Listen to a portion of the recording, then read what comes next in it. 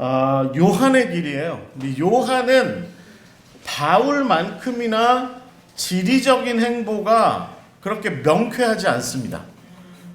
아시겠죠? 그러다 보니 여러분 가지고 계신 지도상에 오늘 우리가 66페이지 한번 먼저 펼쳐보세요. 66페이지. 지도에 보시면 이게 이제 여러분 가지고 계신 지도는 어떤 지도냐면 예수님 시대, 그 다음에 바울 시대 신약의 세계입니다. 그 로마 시대의 세계라고 그렇게 이해하시면 될 것 같고요. 먼저 여러분 목록에서 찾아보시고 원괄호로 되어 있는 15번을 옆에 분들이 좀 도와주셔서 한번 찾아봐 주세요. 이거 어디죠? 예루살렘입니다. 예루살렘. 자, 사실은 이 지도에 나와 있지 않은데 요한은 갈릴리 출신입니다. 갈릴리 출신이고 예수님과 더불어 예루살렘으로 여행하죠. 그리고 거기서 예수님께서 돌아가시고 부활하신 걸 목격하고 그 다음에 교회가 시작이 되면 거기서 요한이 중요한 역할을 해요. 요한이 초대교회에 굉장히 중요한 역할을 하고 그 다음에 어디로 이동하냐면 작은 괄호로 되어 있는 8번 에베소. 자, 우리 이번에 에베소 갑니다. 에베소 여러분 다 방문하실 거예요. 아시아라고 부르는 속주의 에베소 8번을 찾아보세요. 다 찾으셨나요? 손가락으로 한번 짚어보세요. 자, 거기가 이제 아시아. 여러분 따라해보세요. 아시아. 우리가 어디예요? 우리나라가 어디에 있어요? 아시아 있죠. 그래서 여러분 또 교회 가셔서 우리나라랑 에베소랑 같은 지역이에요. 뭐 이렇게 얘기하시면 안 됩니다. 요즘 평신도들 똑똑해요. 그래서 그 아시아라고 부르는 옛날 로마 시대 속주의 옛날 그렇게 말하자면 속주의 수도, 아시아 속주의 수도였던 에베소. 그러니까 바울은 요한은 예루살렘에서 에베소로 가요. 왜 갔을까요? 예수님의 어머니 마리아와 같이 거기로 간 겁니다. 예수님의 어머니 마리아랑 거기로 갔어요. 우리 개신교 전통에서는 마리아가 이렇게 별로 중요한가요? 또 여성분들 다 일어나실라고. 중요합니다. 중요한데 제가 이제 말씀드리고 싶었던 건 뭐냐면 천주교나 무슨 동방정교회나 이런 데처럼 중요하게 다루진 않아요. 근데 어찌됐든 그 기독교의 이제 그 전설에는 예수님의 어머니 마리아가 에베소에 가서 거기서 돌아가셨다라고 이렇게 얘기를 해요. 그래서 요한의 두 번째 사역지가 처음에는 예루살렘에서 다른 사도들이랑 같이 사역했는데 두 번째 사역지가 에베소가 된 겁니다. 그래서 요한이 무슨 자기 나름대로의 사역의 목적을 가지고 그렇게 간 게 아니라 어머니 마리아가 거기로 가니 요한도 따라간 거죠. 왜 따라갔을까요? 어머니 마리아를 모시기로 했으니까, 예수님과 약속했으니까 그 약속을 이행하느라 예수님 어머니 따라서 에베소까지 갔고 거기서 사역하다가 이제 그 반모라고 하는 섬에 귀양 가요. 여기 지도에는 나와 있지 않은데 반모라는 섬에 귀양 가고 거기서 또 살아서 나와요. 그래서 살아 나와서 다시 에베소로 와서 거기에서 죽을 때까지 살아 있는데 다른 11명, 예수님 제자가 총 12명이죠. 12명 제자들 중에 11명은 다 소위 말해서 적색 순교를 합니다. 그러니까 피 흘려 순교해요. 예를 들어서 무슨 여러분 이거 좀 식사 후에 죄송한 표현이지만 조금 자극적으로 말씀드리면 바돌로메 같은 제자는 몸에 껍데기가 다 벗겨져서 그 순교해요. 그래서 여러분 유럽 같은데 성당에 어디 교회 같은데 가셨는데 12제자 상이 이렇게 있잖아요. 12제자의 동상 이런 석상 같은 게 있잖아요. 근데 거기에 외투 같은 거 하나 이렇게 들고 있는 사람이 있어요. 그 사람은 바돌로메입니다. 말하자면 자기 껍데기를 들고 있는 거예요. 그래서 그런 거죠. 그래서 우리가 요한의 길을 얘기할 때 정말 중요하게 생각해야 되는 대목이 뭐냐면 요한의 입장에서 보면 자기 동네 형이었던 베드로, 자기 육신의 형이었던 뭐 야고보, 자기 동네 친구였던 뭐 안드레, 그 다음에 뭐 빌립, 이런 사람들 다 적색 순교했어요. 예수님의 11제자가 다 적색 순교했다고요. 그런데 자기 혼자 거의 100세까지 살았어요. 나중에 천국 가서 나머지 11명 제자가 이 요한한테 뭐라고 했을까요? 베드로가 뭐라고 했을까? 잘 먹고 잘 살다 왔다고. 그럴 법도 하죠. 이제 뭐 이게 이 사람들이 다 갈릴리 출신들이잖아요. 그러니까 이제 우리가 서로 모르는, 제가 저희 교회 뭐 어린 시절을 잘 모르는 장로님과 대화할 때 잘 먹고 잘 살다 오셨네요 이렇게 얘기하면 장로님 화를 내시겠지만, 그렇지만 다 동네 친구들이기 때문에 아마 제가 볼 땐 베드로가 좀 그렇게 비아냥거렸을 수도 있어요. 그런데 요한의 입장에서 생각해 보면 어땠을까요, 여러분? 네, 미안했겠죠. 그렇죠? 미안했겠죠. 그래서 우리가 이제 요한의 길을 이야기할 때 사실은 이 대목이 굉장히 중요한 어떤 이야기가 될 수 있다라고 하는 것을 기억하시고, 그 다음에 여러분 68페이지 한번 넘겨볼까요? 68페이지 지도. 자, 이제 여기부터 이제 우리가 요한의 이야기를 시작해 보도록 할게요. 혹시 목사님 페이퍼가 지금 나눠지나요? 제가 좀 정민용 목사님께 부탁드렸는데, 네, 제가 이 페이퍼를 여러분들한테 이걸 나눠드린다는 걸 깜빡했어요. 그래서 우리 이한찬 전사님이 지금 아마 묵자로는 다 이렇게 해서 여러분한테 좀 나눠드릴 거고요. 이게 제가 나눠드리는 페이퍼가 어떤 거냐면, 여러분이 아마 이제 책으로 만나보실 수 있어요. 요한의 길이라고 요거. 요한의 길에 나와 있는, 제가 이 묵상집을 만들 때 본문으로 삼았던 요한 사역에 관련된 성경 구절들, 요한이 일생을 이야기할 때 필요한 성경 구절들을 제가 다 뽑아서 페이퍼로 만들어 놓은 게 있어요. 그래서 여러분들 혹시 사역하실 때, 혹시 요한의 길을 묵상하실 때 도움이 되라고 좀 해놨어요. 근데 제가 이제 오늘 그걸 가지고 얘기를 할 건데요. 중요한 거는 요한이 갈릴리 출신이라는 겁니다. 갈릴리 출신. 그래서 예수님의 제자들의 대부분이 사실은 다 갈릴리 출신이죠. 갈릴리에서 다 나고 자란 사람들이에요. 여러분, 이제 우리가 갈릴리 그러면 보통 이제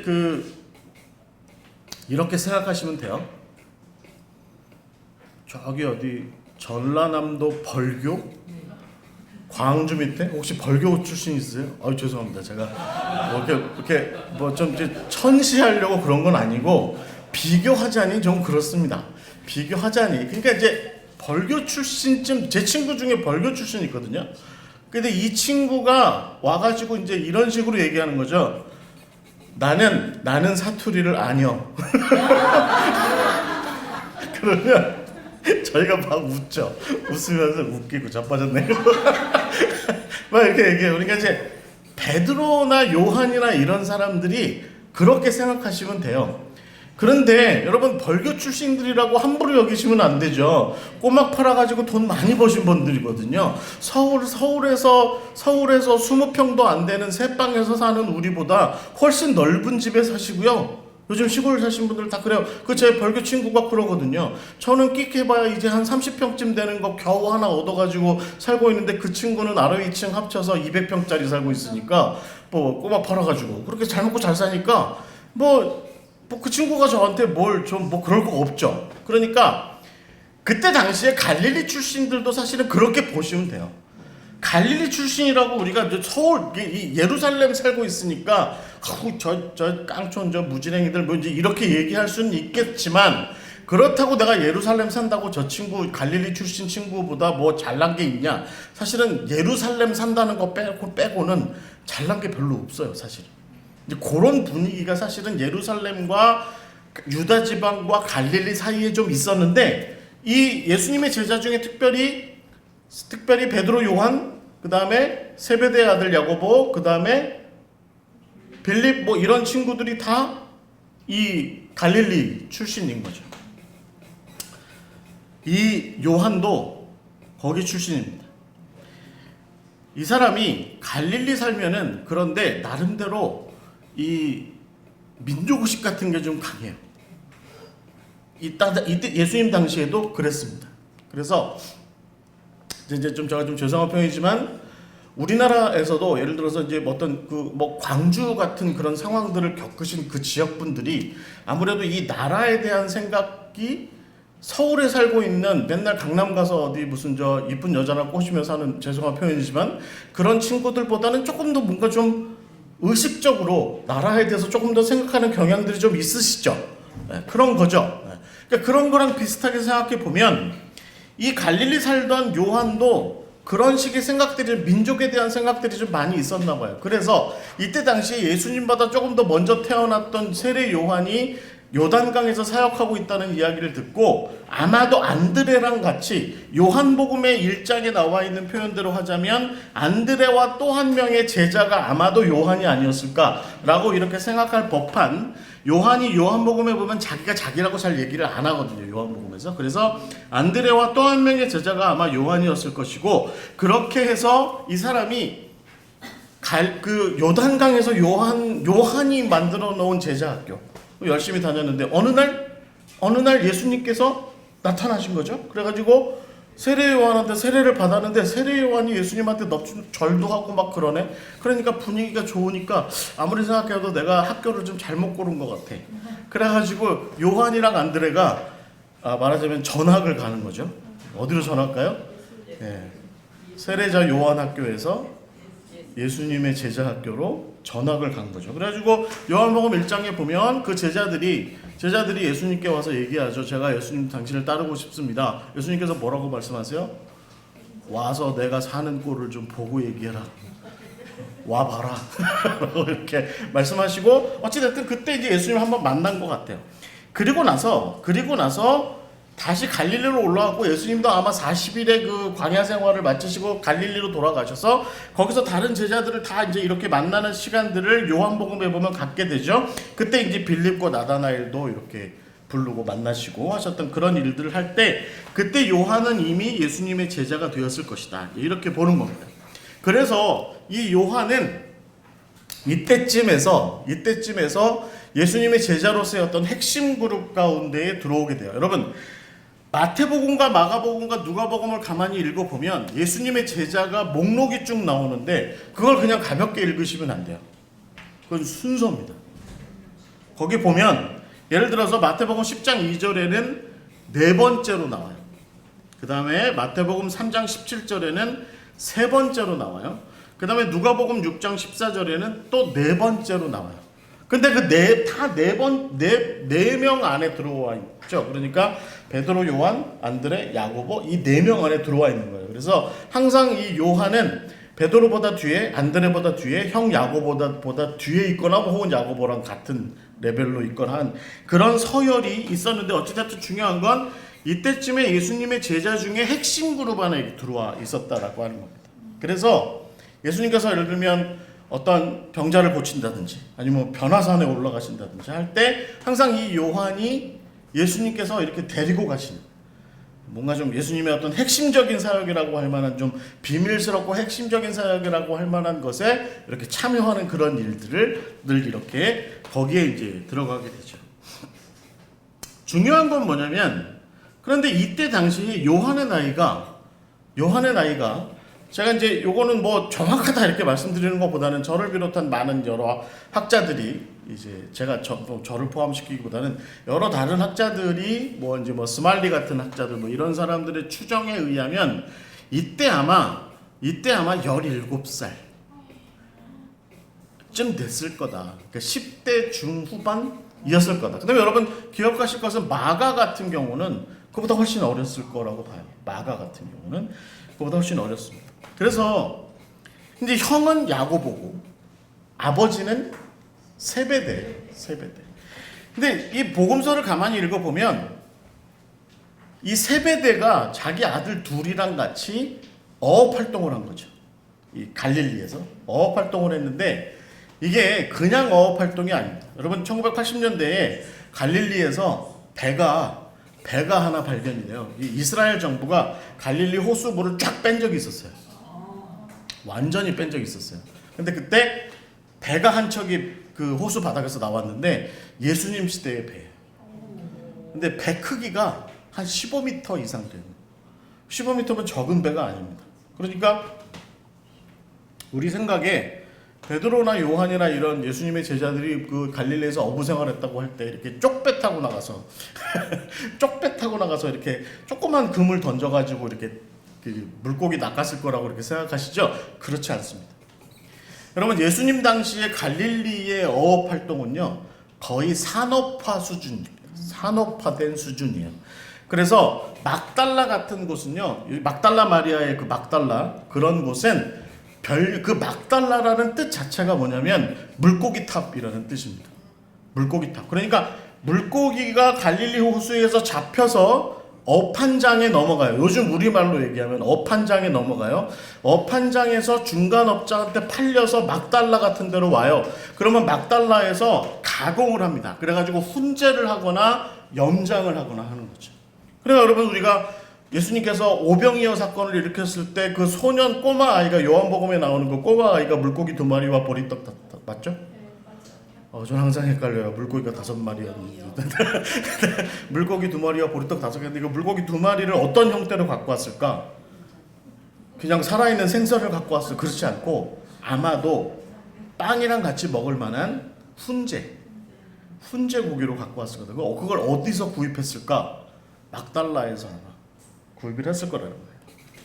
그래서 갈릴리의 이 어업 활동은 생각보다 굉장히 산업화되어 있었고 기업화되어 있었습니다. 그러니까 요한의 아버지, 큰 야고보의 아버지가 세베대였다. 그리고 그가 배를 운영했고 베드로와 요한이 그 활동에 같이 협업을 했다, 동업을 했다라고 얘기를 하는 것은요, 생각보다 기업이 좀 큰 거예요. 그러니까 말하자면 요즘으로 치면 세베대가 선주증 되는 거죠.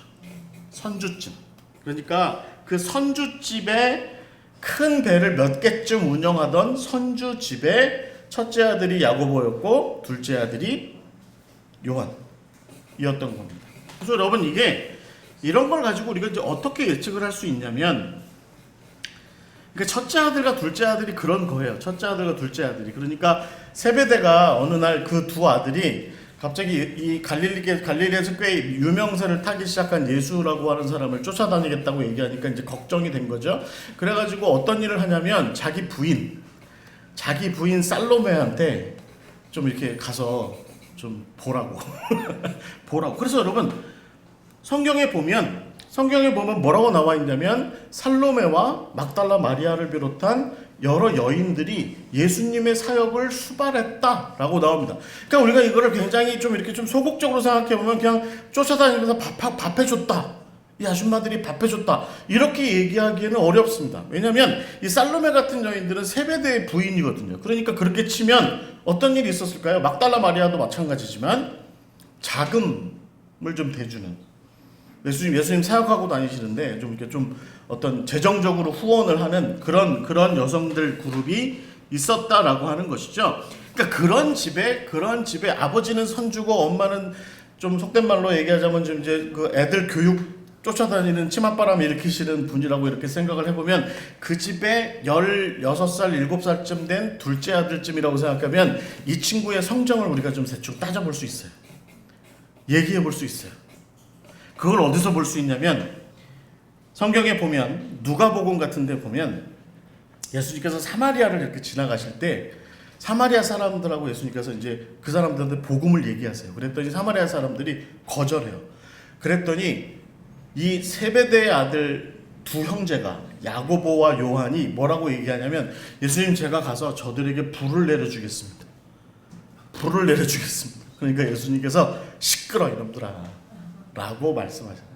시끄러 이놈들아. 그러면서 마가복음의 표현에 의하면, 그러면서 이 세베대의 아들 야고보와 요한에게 예수님께서 지어주신 별명이 있습니다. 뭐죠? 보아너게. 뭐예요 그게? 우레의 아들. 보아너게 야고보와 요한.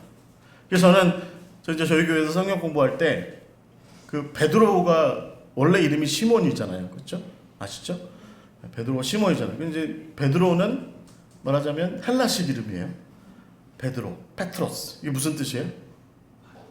반석. 네, 우리 신앙 좋으신 목사님들은 반석. 읽으시고, 저같이 신앙이 별로 안 좋은 목사가 읽으면 돌대가리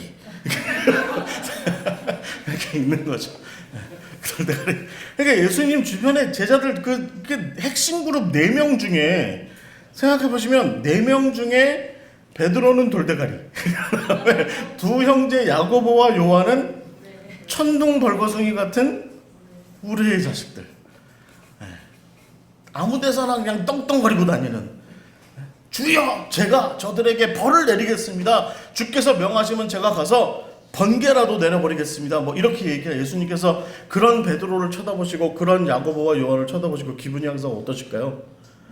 아휴, 언제나 철들까. 우리 여기 목사님들 다 이렇게 교회 가시면 이런 성도들 좀 있으시죠? 그죠? 언제 철들까 저거 진짜. 저희 교회도 있는데 제가 항상 이렇게 보고 있으면 항상 자기 원대로 해요. 자기 뜻대로 해요. 근데 이제 그래서 제가 그럼 목사가 돼가지고 뭐 하지 마! 뭐 이렇게 얘기할 수도 없고 그냥 내버려 두죠. 근데 내버려 두면서 항상 마음속에 생각합니다. 저 베드로 같은 저 요한 같은 뭐 이렇게 생각을 합니다. 자, 그런 사람이었어요, 요한이. 이 일이 이런 모습이 결정적으로 나타난 사건이 언제냐면 마태복음 10장과 누가복음 10장에 나와 있는 이 예수님께 자리를 청탁하는 이야기가 나옵니다. 예수님께서 예루살렘으로 올라가 유다 땅을 거쳐서 이제 예루살렘으로 가시니까 이 제자들 중에 예수님 혹시 예루살렘에 가서 혹시 뭐 이렇게 좀 대권에 도전하시려나 보다 이제 뭐 이런 생각을 한 거죠. 그러니까 이제 제자들 사이에 그런 얘기가 왕왕 이렇게 도니까 어느 날 이 세베대의 형제들이 야고보와 요한이 예수님한테 가서 뭐라고 얘기해요? 주께서 영광의 자리에 앉으시면 저를 좌쪽에, 제 동생을 우쪽에. 좌가 높아요? 우가 높아요? 우가 높은가? 좌가 높죠. 영의정 다음에 좌의정 우의정이죠. 좌가, 그러면 이제 야고보 자기가 좌, 그 다음에 자기 동생 요한은 우 해가지고 그렇게 해주시옵소서. 베드로 형은 못 이길 것 같으니까 저 형은 그냥 영의정 하시고 그 다음에 저희 형제를 좌의정 우의정 삼아 주시옵소서. 그러니까 예수님께서 뭐라고 말씀하세요? 너희는 너희가 구하는 것을 알지 못하는도다. 내가 마시는 잔을 너희가 마실 수 있으면 내가 받는 세례를 너희가 받을 수 있느냐? 이런 얘기를 하시면서 뭐라고 하시죠. 그리고 나서 제자들끼리 또 싸워요. 그러니까 예수님께서 가셔서 막 뭐라고 하신다고요. 너네가 지금 상황이 지금 어떤 상황인 줄 알아? 나 가면 죽어 이놈들아. 나 가면 이제 십자가에 달려 죽을 거야. 그렇게 말씀해서 예수님께서 이 여정에서 계속 하신 말씀이 뭐예요? 누구든지 높아지고자 하는 자는 낮아질 것이고 낮아지고자 하는 자가 높아질 거다라고 하는 말씀을 계속 하시는데, 그런 와중에 여러분 마가복음 말고 마태복음을 읽어보면 전혀 색다른 얘기가 나옵니다. 요 청탁을 엄마가 해요. 살로메가 와가지고 예수님, 저희가 그동안 제가 해드린 밥도 꽤 많이 드셨고 저희 남편이 이렇게 헝금한 것도 많이 드셨잖아요. 그러니까 저희 아들놈들을 잊지 마셔야 돼요. 좀 더 알아요. 제가 저 사마리아에서 있었던 일도 알고 예수님 참 저희 아들들이 좀 걱정되는 거 알지만 그래도 잊지 말아 주시옵소서. 이렇게 얘기를 한 게, 이게 야고보와 요한이 그렇게 한 게 아니라 엄마가 그렇게 한 거죠. 엄마가. 그럼 이런 모든 정황을 가만히 지켜볼 때 적어도 우리가 예수님께서 십자가를 지시기 전까지 이 두 형제, 이 보아너의 두 형제 야고보와 요한의 행태가 어땠냐면 소위 말해서 부잣집 아들들인 거죠. 세베대 그 아버지의 뒷배를 믿고 엄마의 치맛바람 속에서 그냥 예수님 따라다니면 언젠가 우리가 아마 한 자리 할 거야. 이렇게 따라다니다 보면 예수님께서 가르쳐 주신 거는 생각도 안 하고 예수님께서 어디로 이끄시는지에 대해서는 생각도 안 하고 우리랑 똑같죠. 저나 여러분이랑 똑같죠. 신앙생활 열심히 하고 사역 열심히 하고 교회생활 열심히 해도 도무지 예수님께서 말씀하시는 그 길에 대해서는 요만큼도 생각하지 않은 채로 영광의 자리, 빛의 자리만 생각하고 탐하는 그런 모습이 그들이나 저희들이나 우리나 별 다른 바 없는데, 이 야고보와 요한이 바로 그런 모습으로 계속해서 예수님께 드러나고 있는 것이죠. 예수님께서 결국 끝끝내 요한복음에서도 여러분 이게 요한복음 누가 썼어요? 요한이 썼잖아요. 그럼 요한복음 13장부터 17장의 이야기를 가만히 보세요. 거기 뭐라고 나와 있어요? 뭐가 나와 있어요? 대표적으로 발 씻는 장면 나오잖아요. 발 씻는 장면.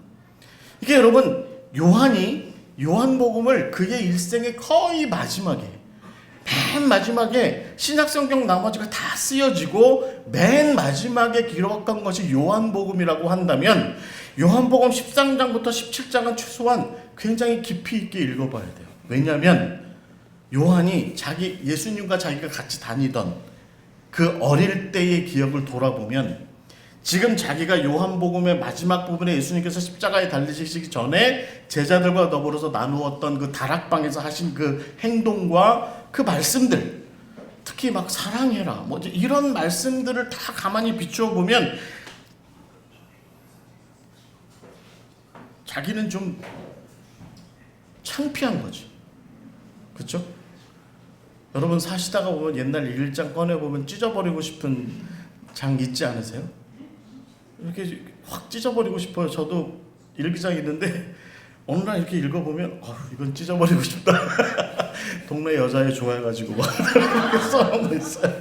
써놓은 거 시 같지도 않은 시를 막 이렇게 써가지고 막 세상 망할 듯이 막 이렇게 써놓은 거 있어요. 그래서 찢어버리고 싶은데 저희 집 사람이 절대로 못 찢게 테이프로 붙여놨어요. 이렇게 스카치 테이프로 붙여놨어요.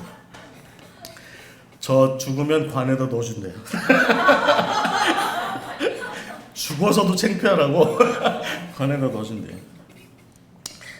그 요한이 여러분 이 요한복음 13장부터 17장까지 예수님의 마지막 그 제자들의 발을 씻기시고 서로 사랑해라 뭐 이런저런 그 말씀들을 다 하시는 그런 이야기들을 가만히 보고 예수님의 그 사역의 어떤 신학적인 의미들을 잘 그렇게 이야기하신 것을 요한이 다 이렇게 반추해서 생각해 볼 때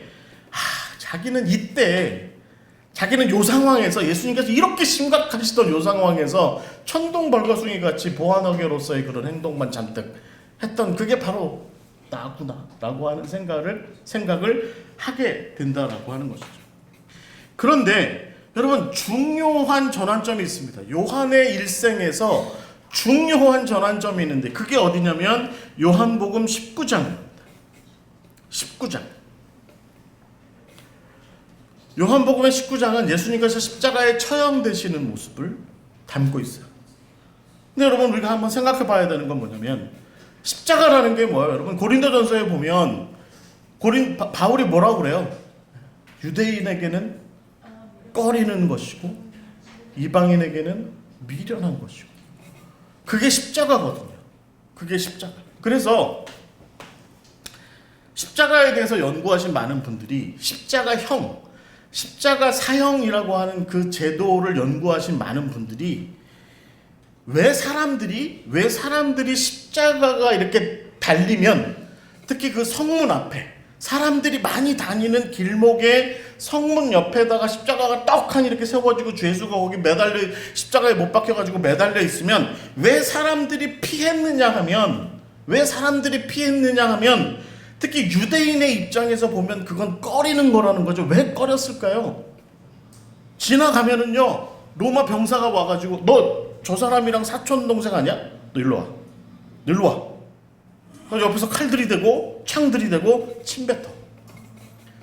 저 사람한테 침 뱉어. 너 사촌 형이라며, 너 남편이라며, 너 아버지라며, 너 아들이라며 침 뱉어. 욕해. 라고 얘기한 거예요. 그러니까 유대인들 입장에서는 십자가에 매달린 저 사람이 그때 당시에 뭐 유대 땅에 살고 있던 유대인이 무슨 1,000만 명이 살았겠어요? 1억 명이 살았겠어요? 얼마 안 살았거든요. 다 우리나라도 이 5천만 명이 사는데 어떤 사람이 조사했대잖아요.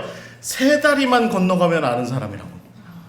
우리나라도 그렇대요. 5천만 명이 사는데도 그냥 한 3번만 여러분하고 저도 하나도 모를 것 같지만 앉아가지고 누구 알아요? 그래서 따져보면 한 3번쯤 건너가면 아는 사람이라는 거예요. 다 사돈의 팔촌이고. 그때 당시 유대인들은 어땠겠어요? 그러니까 지금 저기 십자가에 달려있는 저 죄수가 그냥 저는 저놈의 일이야 라고 생각하지 못할 법한 그런 일들이 있으니까 어떻게든지 연관이 되고 어떻게든지 나랑 아는 사람이니까 그 십자가 앞에 서는 것은 꺼리는 일이 되는 겁니다. 꺼리는 일이 되는 거예요. 이방인한테는 어때요? 미련한 거래잖아요.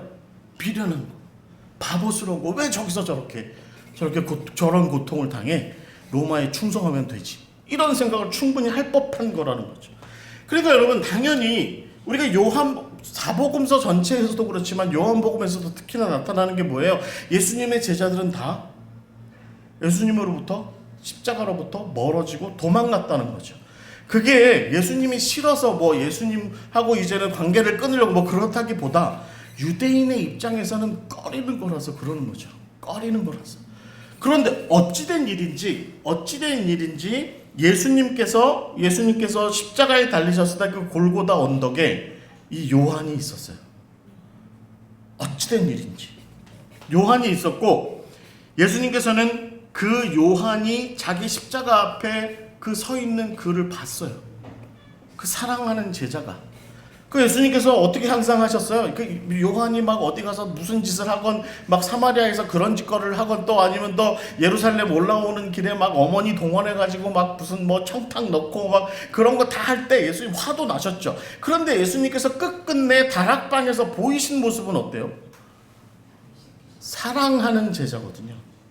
그래서 여러분, 우리가 이 최후의 만찬 그림 그려놓은 거 보면 항상 예수님 옆에 누가 있어요? 요한이 있어요. 그리고 그 요한은 어떻게 하고 있어요? 예수님께 안겨 있어요. 그러니까 예수님께서 너희 중에 나랑 손을 같이 넣는 놈이 나를 팔 거야, 이렇게 얘기할 때 베드로가 요한 시키잖아요. 물어봐. 누구냐고 물어봐.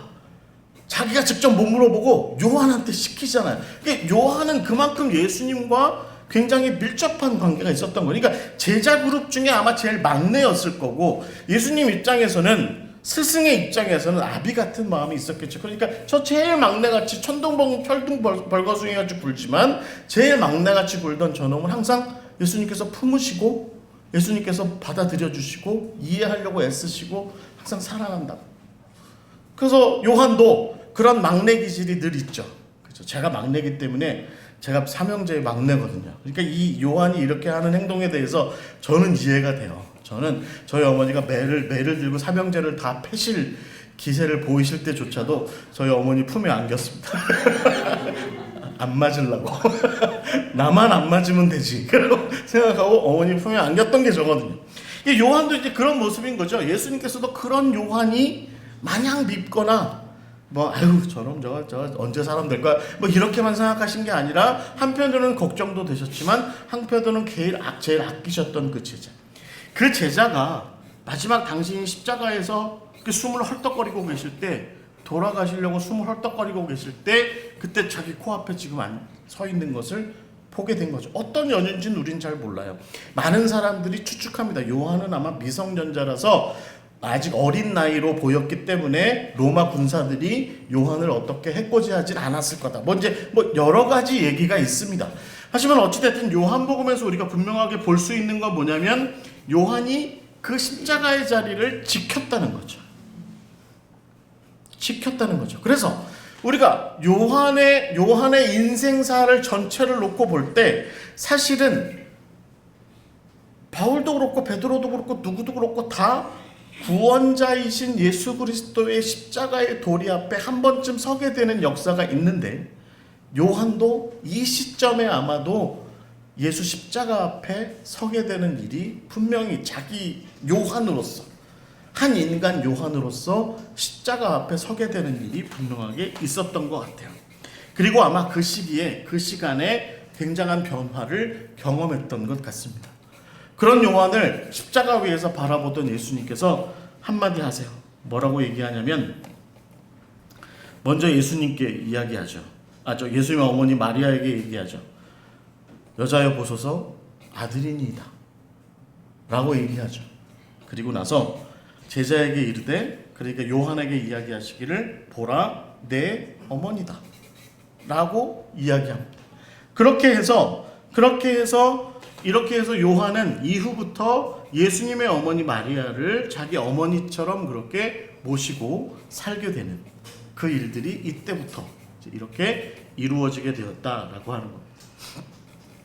약간 좀 저는 이 요한의 스토리가, 우리가 첫 번째 이렇게 다루는 이 이야기의 이 요한의 스토리가 약간 좀 드라마틱하다라고 생각하고 싶어요. 그리고 사실 우리의 인생사의 소위 말해서 발달, 우리가 인간으로서 발전을 성장하죠.